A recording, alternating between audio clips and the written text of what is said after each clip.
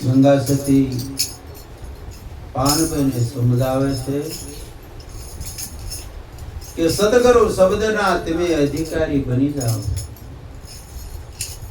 આપણે જે અધિકાર મળ્યો હોય એ જ અધિકારી છે એવું નથી. સદગુરુ મહારાજે સાચો શબ્દ આપ્યો છે. આપણે બધા શબ્દના અધિકારી છીએ. સદગુરુ શબ્દના થઈ જાવ અધિકાર મેલી દો. અંતરની અંદર જે અભિમાન માન આવું બધું પડ્યું છે ને એને સંતો એમ કહે છે કે મૂકી દો. कंचन तजवो शैल और नारी को ने मान मोटप ने ईर्षा हाथ जी बहु मुश्किल से. કંચન એટલે સોના જેવી વસ્તુ તજી દેશે અને માયાવી જીવડો હોય તો અસત્રીને કોક સંતનો શબ્દ લાગ્યો હોય તો ટકોર લાગ્યો હોય તો અસત્રીનો હોત ત્યાગ કરી દેશે. પણ જે મનની અંદર માન અને મોટપને જે ઈર્ષાયું પડી છે આ તજવી બહુ મુશ્કેલ છે. સવારામ બાપા તીમાં કહેશે કે ઈર્ષા બડાઈને માન આ ત્રણ છે જમણી દીકરીઓ. પામરોમાં પિયરી એનું છે ને ઓછા મનુષ્ય અવતર્યું નીચ 90 ખંડમાં ફરી વળ્યું છે. બ્રાહ્મણ ક્ષત્રિય વૈષ્ણવ ને શૂદ્ર ચારે વર્ણની અંદર ભર્યું છે. એટલે આવી ઈર્ખાયું માલકર માન અભિમાન આ બધું સંતો જો આવી સતની ધારામાંથી હાલવું હોય તો આ બધું મૂકવું પડે. અંતર ભાંગ્યા વગર કોઈ દી ઉભરા નથી આવતા. અંતર એટલે નોખું નોખું આપણને ભળાય છે. નર નારી ભળાય, ઊંચ નીચ ભળાય, પશુ પક્ષી બધું દેખાય. પણ ગુરુ મહારાજે તો એવો આપણને મોરો આપ્યો છે તે બધે ભગવાન સિવાય બીજું કશું દેખાતું નથી.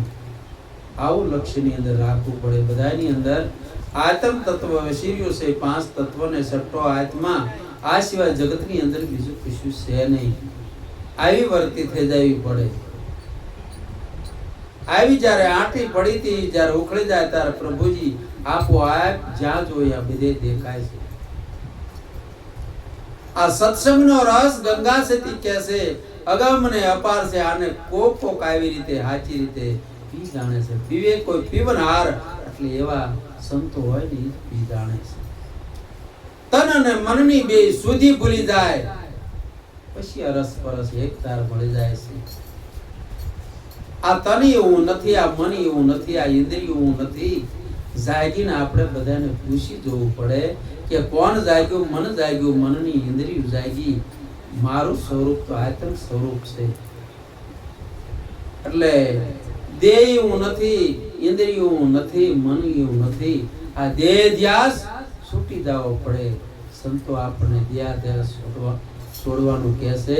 જ્યાં લગણ દેહ એ હું છે એવું માનીને બેહો ત્યાં લગણ બધું અજ્ઞાન છે. દળને ઉપર જ્યાને શીશનો મળે આવો ખેલ છે ખાંડા કેરીદાર. જ્યારે ધડ ઉપર શીશે ન હોય પછી સદગુરુ મહારાજ આપણને 52 ની બહાર રમાડે છે. ત્યાં કણે કોઈ 52 અક્ષર નથી કે 52 તત્વનો દેહ નથી. સદગુરુ મહારાજ જે ઉપલો દેશ છે એને આપણે આ ઉપદેશ કરીએ છીએ. આ મૃતક લોક છે અને જે સદગુરુનો દેશ છે ને એ સતલોક છે. એમાં કહેશે કે દેજો અમને સતચરણની અંદર વાસ. જો આ દેહ ધ્યાસ આપણને હશે તો હજી આપણે મૃતક લોકમાં છીએ. આપણો તો આત્મ તત્વ છે અને આપણે દેહ કે એવું કશું નથી. દેહ સતા વિધેયને તેમાં પામ્યા કહેવાય છે. પણ ગંગા સતી કહેશે મનની અંદર હું અને મારું જે પડ્યું છે ને આ બધું મનનું કારણ છે. આપણે કારણ બધું મટાડવાનું છે. આ કારણ મટી જાય ક્યારે કે જ્યારે પૂર્વની આપણી ઓળખાણ હોય અને આપણે સતની ધારામાંથી હાલવું હોય, સદગુરુ કેમ કરવું હોય તો આપણને આવી સાચી વસ્તુ પ્રાપ્ત થઈ જાય છે. સદગુરુ મહારાજની